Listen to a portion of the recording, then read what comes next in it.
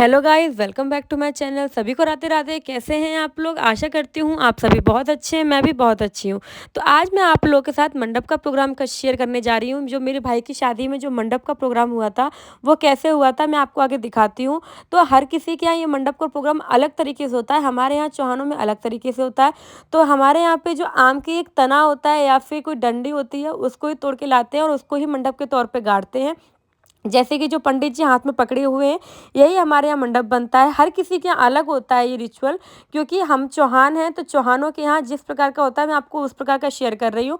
और हमारे यहाँ पे जो ये मंडप गाड़ता है, या तो वो भानेज होता है या फिर मान होता है, मतलब कि लड़की का जो पति होता है वो करता है, या फिर भानेज करता है। तो भानेज कोई था नहीं, इसलिए मेरे पतिदेव कर रहे हैं। और इसका इनको भरपूर नेक मिला है, बहुत नेक मिला है, बहुत फ़ायदे में रहे हैं हमारे पतिदेव। तो आगे मैं आपको अभी पूरा ब्लॉग शेयर करूँगी और उसमें किसी प्रकार का वॉइस ओवर नहीं दूँगी। जहाँ पे मुझे लगेगा कि मुझे वॉइस ओवर देना है, आपको समझ नहीं आएगा रिचुअल क्या है, मैं वहाँ पे वॉइस ओवर दूँगी।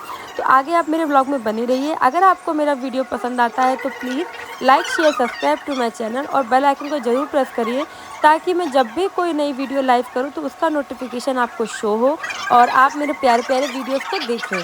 तो अभी मैं आपको आगे दिखाऊँगी कैसे क्या प्रोग्राम होता है हमारे यहाँ मंडप का। आज मैं सिर्फ मंडप की वीडियो शेयर करूँगी, बाकी तेल और जो भी अलग प्रोग्राम है वो मैं आपको आगे शेयर करूँगी।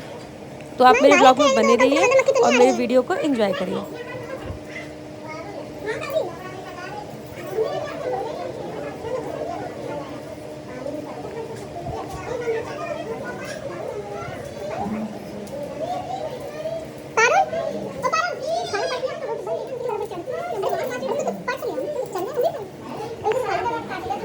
तो यहाँ पे पतिदेव का काम ख़त्म हो गया है, मेरा काम शुरू हो गया है। जो मैं हाथ में एक कलश पकड़े हूँ, इस कलश को मुझे गोबर से सजाना था और फिर इसमें जौ लगाने थे।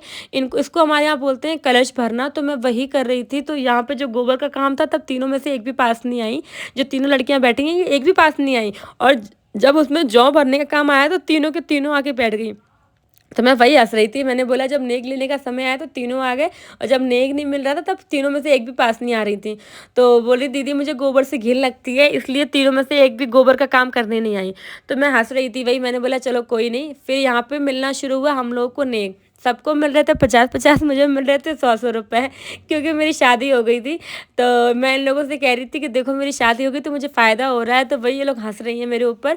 फिर इसके बाद पंडित जी भी सपोर्ट कर रहे थे कि इसको 100-100, 500-500 रुपए दो, को 50-50 में नहीं चलेगी। तो यहाँ पे जो ये कलश मैंने पकड़ रखा है, इस कलश का ये काम होता है कि इस कलश में जल भर के इसके ऊपर एक ढक्कन रख के इसमें दिया जलेगा जब तक शादी नहीं होगी, उस दिन तक दिया जलता है। और इसके नीचे हमारे यहाँ गाना, मंडप के नीचे गाना वगैरह सब कुछ होता है। तो वही हुआ। तो ये कलश भर के और पंडित जी ने रख दिया था और इसमें दिया जला था जब तक शादी, जिस दिन शादी हुई थी, जब शादी से भाभी आ गई थी, उसके बाद मंडप जब हटा है तब इसको हटाया गया है। तो ये कहते हैं जौ जितना अच्छा उगेंगे उतना ही अच्छा भैया का शादी का आगे जीवन होगा, इसलिए अच्छे से जौ गाड़ने पड़ते हैं। तो यहाँ पे होता है बहनों को फ़ायदा, फुल ऑन फ़ायदा होता है, अच्छा खासा नेक